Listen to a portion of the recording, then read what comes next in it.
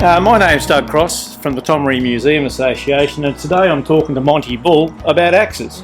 Monty, to get started, can you tell me a little bit about yourself and your family? When did your family come to Port Stephens?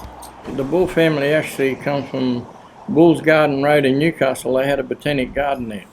Phoebe Bull moved to Australia early in the piece as a free settler, and he had 12 kids to his first wife and 13 to his second. Holy dooly. Yeah, there's no TV in those days. No.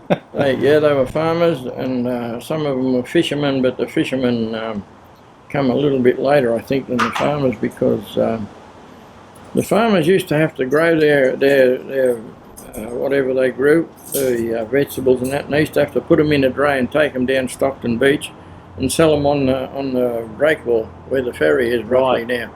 They used to set up a there. rough road between here and Stockton back down the beach. Down the It beach. used to take a full journey day down. Down the beach. And you spend all day then, the next day. Because there was no road. There was no road.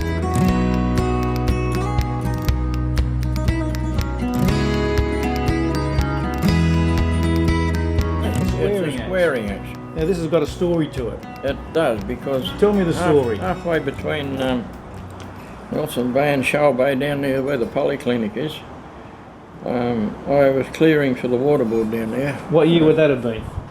That would have been in the 70s. I took down a big forky blackbutt, real big tree, and then to put it in a heap, I had to Did you break use a it up. chainsaw or an axe? No, I didn't have a chainsaw with me, so I used the dozer to split the fork apart on the tree. Right. And when I did that, Lord and behold, this was in the fork of the tree. You found that in the fork It of was the tree. about 3 foot down in the timber. So someone had tried to cut that tree down Well, they probably put it in the fork of the tree, and couldn't get it out. and either they forgot about it, or they went away and left it and were going to come back or something. But unless it belonged to someone else and the work was a bit hard and they didn't want to find the axe. So how long do you think it had been in the middle of this tree, this blackbutt, when you found it? An extremely long time. Probably 40, 50 years? Longer than that, I think. So probably early 1900 Yeah, maybe. I'd say This has so, been there very since early, then. So yeah. this has been Before the 30s. clearly hand forged. Yeah, it's hand forged. And It's made on one piece, yeah. and then all this Folded. is formed, and then it's folded around and it's brought back down and hand welded, Oh, and then unbelievable. riveted. That's fantastic. And what do you think they would have used it for? Probably just For a general cutting axe timber. or Yeah, for a general axe, I think. general axe. That's the shape they used to use back Yeah. then. Yeah. Wow, that's an amazing story.